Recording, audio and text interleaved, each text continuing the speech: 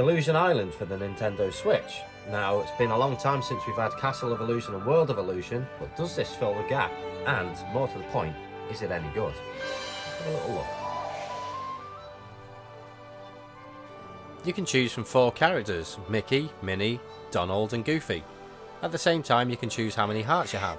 This will determine how difficult you want the game to be. You begin with the basic ability of jumping, and you instinctively press a button for attack, but there isn't one, and there won't be one. But don't be put off by that. This means you can't attack enemies, nor can you jump on them. You simply have to avoid them, which is simple enough in the early stages of the game, but later on can be tougher than you think. You have an objective to complete. You can use your map to show you where you need to go to. Some platforms or areas may be blocked off to begin with, and these can be revisited later on in the game. Once you have completed the objective, more of the map will open up. In some areas you'll need to find 3 keys to unlock a door to proceed. Now this game will start to get very boring if you didn't have other abilities, and you can get these by finding someone who will give them to you.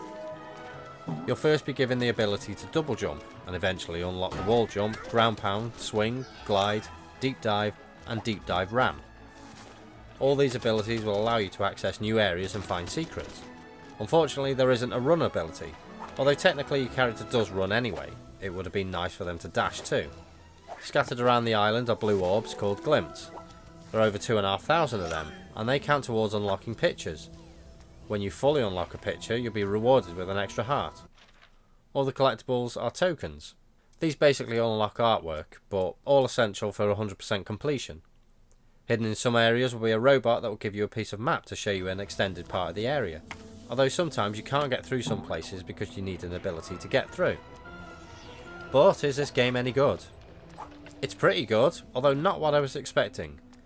When I first saw this advertised, I thought it'd be like Castle of Illusion or World of Illusion, and when I saw the trailer it looked a bit like Rayman Legends. Sadly it's not like the 16-bit games, but it does have some similarities to Rayman. The big difference is that there are no levels to the game, it's just one big map that you open piece by piece. It's a free roam game that has a linear path to it. You can do as you please whenever you like, as far as your boundaries will take you, but you'll find you'll head to the next checkpoint each time until it's completed, as either most areas are locked or inaccessible due to you not having the right ability. Bosses are relatively easy and there aren't too many of them. The final boss is the most tricky, but it's not a game breaker. However, once completed you'll be spending hours searching for the last remaining collectibles, and worst of all are the photo items. Most are easy to find, as a Mickey symbol above your head will appear and slowly fill up like a meter the closer you get to one. But when you're down to the last few, you'll have to search every corner of the map that you've already covered.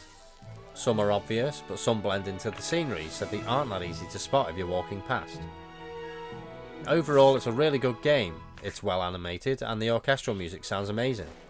It's not a difficult game, but it can get frustrating when you think you've opened everywhere up, only to discover that there's more to reveal. I would have preferred this to be broke down into levels, at least then it would give you a break and a chance to finish things off in sections. Fortunately, once you've completed the game, you can fast travel to mailboxes, so you don't have the mammoth task of walking miles to find one item. Depending on what you do in the game, it can take between 6 and 8 hours to complete. I didn't rush around to each checkpoint, I was picking up collectibles and finding secret areas in between. This game is definitely one for the platformer fans. Although it may not be the next Castle of Illusion, it's still a lot of fun.